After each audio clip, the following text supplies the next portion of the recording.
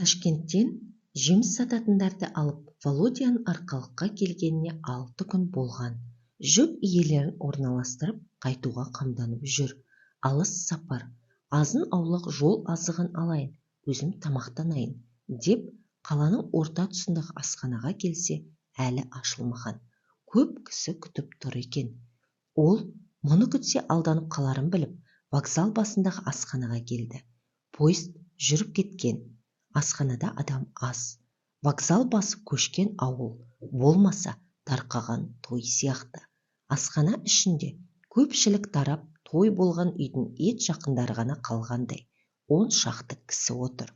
Володя тамағын алып бір бұрыштағы столда отырған 40-тан асып 50-ге еңкейген егде кісінің қасына келіп отырды. Тамақтануға кірісті. Асын ішіп болып, оны бойына сіңіру үшін қант салған қара шайды қасықпен шайқап қойып, асықпай ұрттап отырған Сағынай жас жігітке самарқау көз қиығын тастады. 20-дан асып 30-ға ойысқан жас жігіт алаңсыз шабытпен ас ішіп отыр. Стол үстіне қойған кілтіне қарап, шофер екенін аңғарды. Бұлардың қазір тепсе темір үзетін дершақтары ғой, деп ойлады. Ол асын апыл-ғұпыл түйдектеп жұтады. Асты асықпай ішу керек, асығыс тамақтану денсаулыққа зиян дейтін дәрігерлер, дейді жігітке күле қарап. Шофер деген халық қашанда асығыс жүреді, біз үшін 1 минут қымбат, өйткені бізді әрқашан іс күтіп тұрады.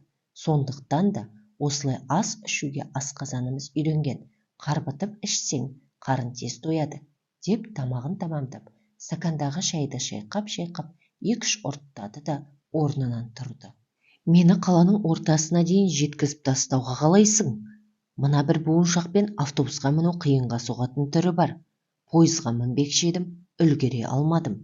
Ағай, асығыс едім, Ташкентке жүріп барамын, егер ренжімесеңіз. Ташкентке? Мені Қызылордаға дейін ала кетесің бе? Маған қалаға апарудан осыңыз оңай. Отырыңыз, ал кеттік онда, деп буыншақты көтерісе жөнелді. Ол жолсерік табылғанға қатты қуанды. Түн. Көзге түрсе көргісіз қараңғылық. Түн пердесін айқара сырып, қос шамы ақ сәуле шашып, сынаптай сырғып бір мәшіне келеді. Шофер жігіт ескі өмірдің бұғауында бұлқынып, босана алмай азаттық аңсаған. Екі ғашықтың әнін қоңырлата салып, қайырмасын ысқырып қайталап қояды. Ол қасындағы серігін көзінің қиығымен басынан аяғына дейін бір шолып шықты. Қапсаған дене, қалың қасты қара сұр кісі. Бұлайша қарағанда түксиген түсі суық адам. Омырауында еңбек қызыл ту ордені мен бірнеше медальдар бар. Шамасы бейбіт еңбектің майталманы берекелі жансың-ау, деп ойлады Володя оған сүйсіне қарап. Есіміңіз кім, ағай? Менің атым Володя, деді ол сұрағына қысылғандай кейіппен Сағынайдың бетіне күле қарап. Оның қысылып қалған Сағынай бет бейнесінен айқын аңғарды. Мұның дұрыс, Володя, мыңның түсін танығанша бірдің атын біл, деген қазақта қағида бар. Атым Сағынай, шамасы сағынған айлар деген сөзден шықса керек. Менің анам 4 құрсақ көтеріпті.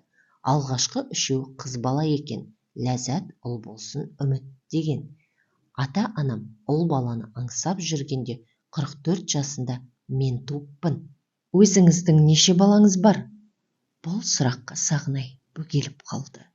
Ол осы өмірінің ішінде 3 әйел алды. Алғашқы жұбайы әйбат адам болатын.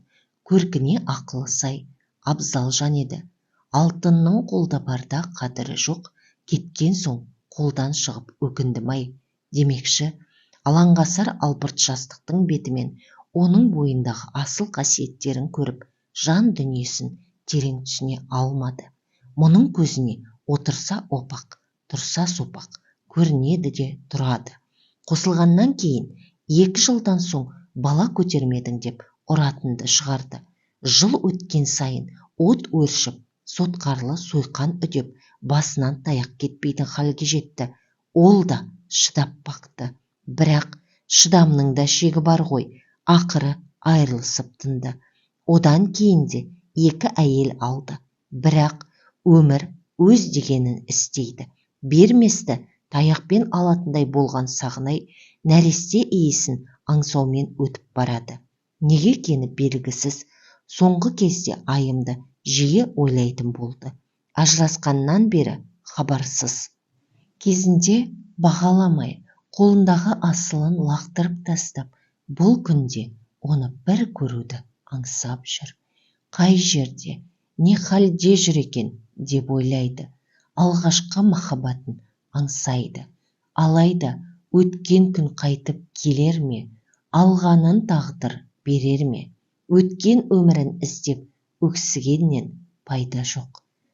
Қазіргі жұбайы Бибісараның соңынан еріп келген бір қыз бар еді. Ол өткен жылы Ташкентке біреуге тұрмысқа шығып кетті. Енді 4 бөлмелі үйде екеу-ақ, баласыз үй қашанда қоңылтақсып көңілсіз болып тұрады. Бибісара Сағынайдан 10 жас кіші. Тек ілесі бар, сырқаттанып қала береді. Өткен жылы бір дәрігерге көрінгенде курортқа бару керек деп еді. Соған апаруға қол тимей-ақ жүр. Осы күзде апарып қайтармын. Мүмкін сырқатынан айықса бала көтерер. Қазір 39 жаста, әлі жас емес пе, деп ойлады. Осы кезде машина кілт тоқтағанда, ой омырауында қанен-қаперсіз отырған Сағынайдың маңдайы алдыңғы әйнекке барып соғылды.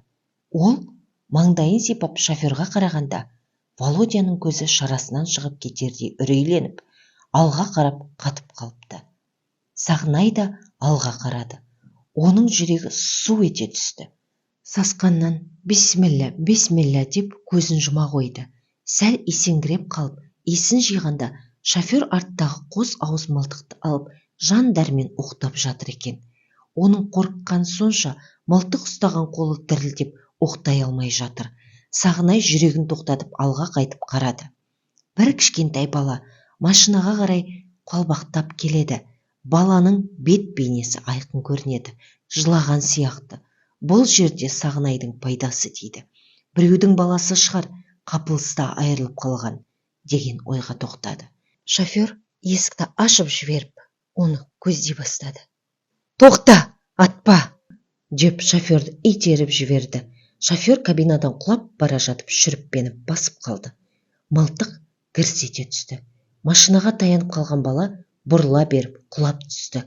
Сағынай оған оқтың тимегенін, баланың қатты қорқып құлағанын білді.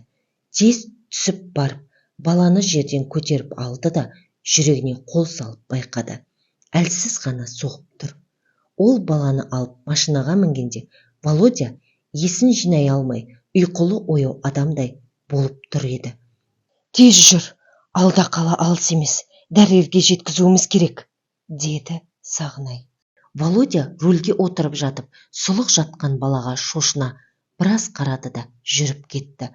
Бұл маған Құдайдың көктен түсірген баласы шығар. Енді тірі қалсаң, ештеңеден кенде қылмай өсіремін, деп ойлады Сағынай.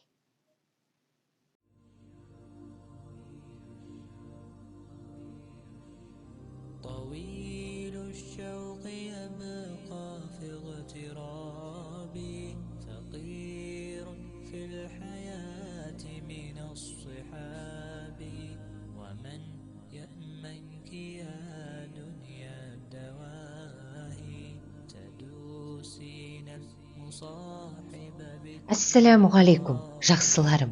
Егер повесть ұнап, жалғасын тыңдағыларыңыз келсе, пікірлерге жалғасы керек деп жазып, лүпіл баса кетіңіздер.